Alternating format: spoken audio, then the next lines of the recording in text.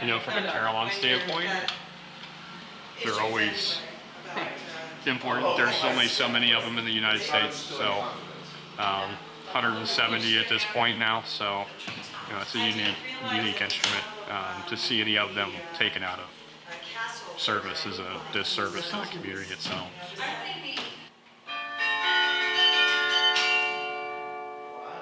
It was special from the very beginning, and it's sort of an atmospheric instrument, that it's part of the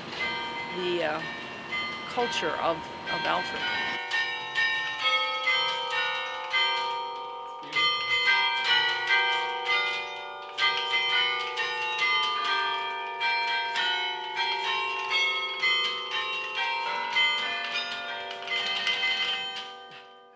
And that was the beginning of the alma mater, the first two lines of the alma mater. Wow.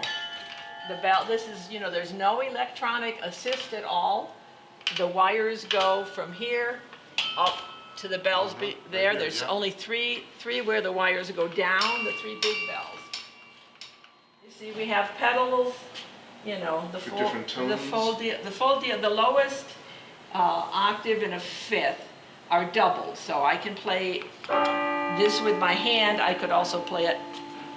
Somebody has the high bar. So I can play the pedals with my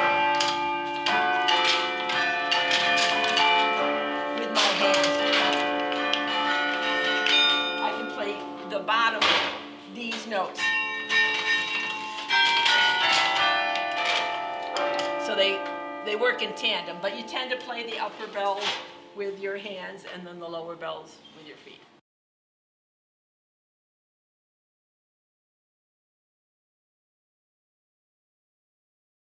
Well, the Carillon sort of has always been important to the people of Alfred. It was such a special event when the bells arrived in 1937. Back in those days, of course, there wasn't all of the modern technology and entertainment, and so the Carillon was exceptionally precious to the people of Alfred. And they had sacrificed a lot to get the bells here.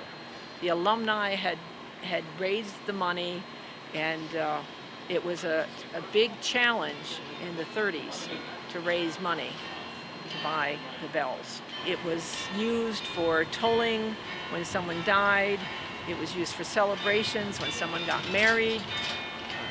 It just was always sort of part of the background of the village. And because it's so rare, it was considered exceptionally special to Alfred. So I'm hoping we can restore its playability so that once again it can be part of the fabric of life here in Alfred.